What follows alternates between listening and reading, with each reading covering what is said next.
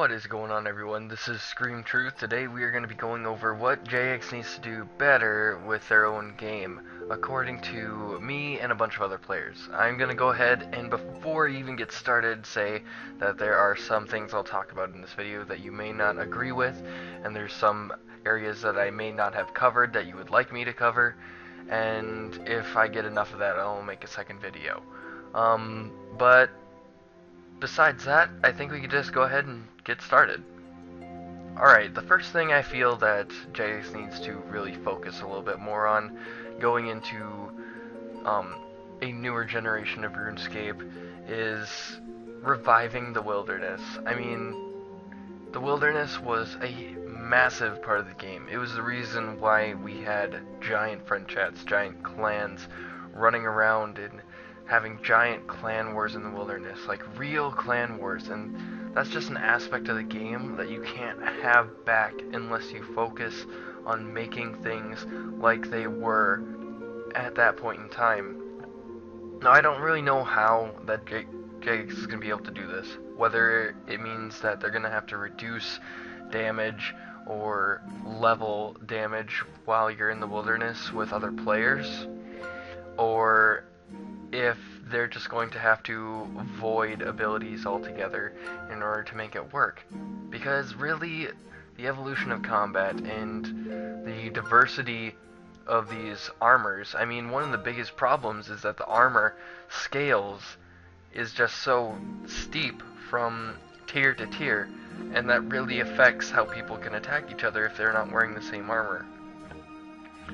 I want to go ahead and say thank you to the Wilderness Guardians channel. This really gave me an idea, I guess, to talk about this and make sure it was brought to light to my viewers as well. Alright, we're actually going to go to a user comment from last week. This is from The Balanced. I think that they are doing really well in the combat beta. In Old School, they did 2 extremely good updates, new cosmetic, Castle War rewards, and Wilderness Revival. I think that the quest and lore has really taken a step back though. Well, I haven't been able to do any of the high level quests, but the low level quests in the World Wakes were very bad. The new god lore makes playing the game so weird. All the old quests are outdated, and even some of the newer quests are outdated already. And I can agree with that. I do think that a lot of the lower level quests that have just been released are not up to par with what we know Jagex to be doing, but after having played through Fate of the Gods, I really think that they do know how to tell a good story. My only problem is that the stories aren't necessarily always long enough. I mean, we're getting a bunch of Grandmaster quests, and they're not even half the amount of time that we saw While Gothic Sleeps Grandmaster quest in many years ago. I think the development cost for that would just be a little bit too much, or they'd be telling a little bit too much of their story, but I really think that a longer quest would make it feel much more epic, kind of like Fate of the Gods was. I really enjoyed that quest. It just, to me, nowadays it seems Jagex is a little bit more hit and miss, and as of recently, I have done pretty much all the quests within the past month that I had left. I think I got maybe 5 quests to go before I have that quest cape. So I have done a lot of these recently, and it's very fresh in my mind.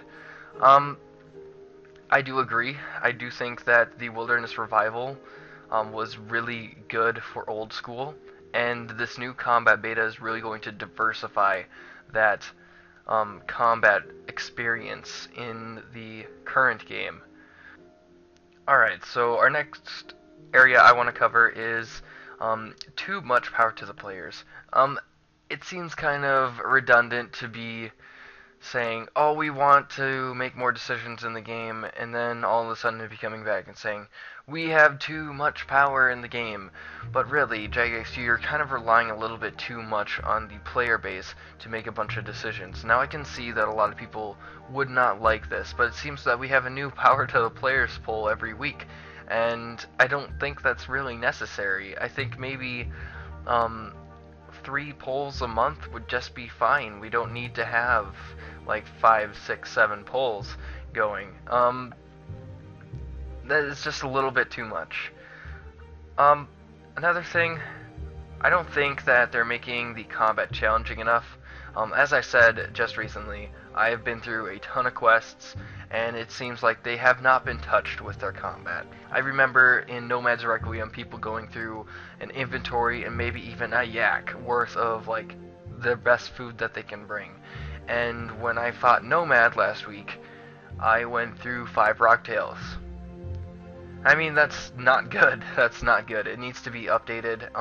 As well as any other monster in the game, I really think that they need to upscale the combat and adjust the level accordingly. Now, that really does bring up talking about the actual max combat. I do think it's inherently flawed, yet at the same time, I believe the concept is correct. Max combat should be maxing in every single combat skill, but maxing in a certain combat style, that should still be set to go to 200, because if you are getting magic and defense, and what I like to consider getting attack, because attack should also be spanned through the 3 skills, that would easily make every single combat style equal in the amount of skills you need to get to 99, and it would give attack a better meaning with accuracy. I think that having 200 for each of those is really important, but I don't think level 138 is necessarily the way to go for leveling to max, as back in that system we had all of the creatures that were running around not correctly placed at their level, so they could be level 2000 something, and you'd be like, that's really ridiculous. It doesn't really make that much sense. But I think that whatever they are working on right now, if they can meld the 2 systems together, that will be a lot better, and be probably taken a lot better by everybody. We're actually going to go to another user comment now. This is from RS Potnooble. Love that you start off this quest with the positives. Hope that you acknowledge the ridiculous devaluing of agility with pay-to-win elements of Silverhawk boots. Discussing the effects of short-term money-grabbing treasure hunter promotions on the long-term health of the game. Personally, I feel that it has ruined people's achievement in agility. They still have opportunities to ruin it for other skills. It's frankly alarming to me the lack of rage about Silverhawk boots. Anyone making a video urging Jagex to rethink pay-to-win devaluing and of non-pay-to-win achievements would be awesome. Yet to see one. I do think that the skills are definitely being devalued with pay-to-win elements. It just seems to be the way that almost every MMO is going. I mean, if you want to even take in this new World of Warcraft debacle of players being able to buy a level 90 character and basically not have to do all that grinding, it's just really not the nature of an MMORPG like RuneScape or like World of Warcraft. I really think that these pay-to-win things are really hurting the game industry. It's not just RuneScape. The Silverhawk boots, they did get nerfed. I don't think they got nerfed enough. I mean, I do believe that the Silverhawk boots were nice. I mean, if you're running around a lot, you should be getting maybe a little bit of experience for agility. But I don't think that the Silverhawk boots are inherently doing it correctly. They're definitely giving too much experience, and the pay-to-win elements are definitely visible because you have to go ahead and spin those items on the wheel in order to even get them. Which, yep, that's Jagex grabbing for your money. I don't think that Silverhawk boots were the best thing that could have come through the Treasure Hunter. I don't think Treasure Hunter is the best thing that they could have done. I am glad that a lot of the experience that you get out of Treasure Hunter now, you do have to work to get it. It is bonus experience. I do think that lamps should just be removed from the Treasure Hunter altogether. That would make me feel a little bit better about it, and especially if Jagex holds to the word that there won't be more bonus experience weekends. I think that would fix things a little bit better. But the pay-to-win element, it's not going to go away, and it's not going to go away across the industry. That's just the way it's kind of going right now, and it really sucks. I did really enjoy the game before the goddamn Squeal of Fortune popped in.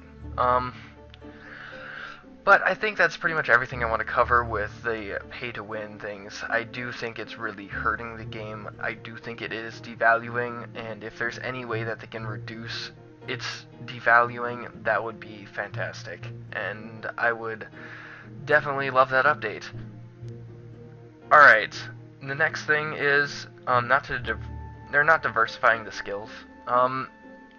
Like 3-4 years ago, I remember reading updates where I would see new surge spells going into magic, or new farming stuff, or new construction stuff, or new smithing stuff. You know, all of these really rich things that just added to the skills and diversified them and gave you more options to make things, to do things. And I really think that a lot of the stuff in the skills just isn't very relevant. I would like to see a lot more relevant things that affect you yourself and not everyone else, which gives you a reason to do it. Like, for example, you could farm something that only you could use, and it would be very beneficial to you. Like, it would give you temporary boosts to skills if you add it to a potion for herblore.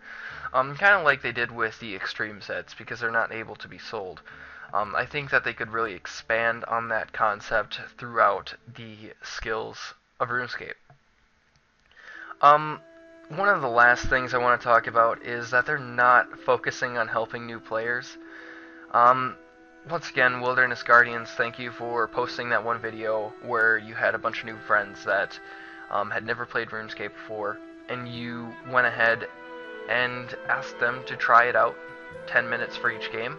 Now, I don't think that 10 minutes was necessarily enough to grasp the concept of how to work in MMO, but the idea behind it is correct, and it was definitely shocking to see that a lot of players didn't even know how to log out, and that's really scary, because that means RuneScape's not very friendly to new people coming in. And I think Jagex needs to focus on that a little bit more if we were to see a new generation of players actually come into the game. Well, with that being said, thank you guys all for watching. If you have any other comments, or if you have any other things that you'd like me to talk about, go ahead and comment in the comment section below. I would love to read it. Yeah, that pretty much covers everything. Thank you guys all for watching, and we'll see you all next time.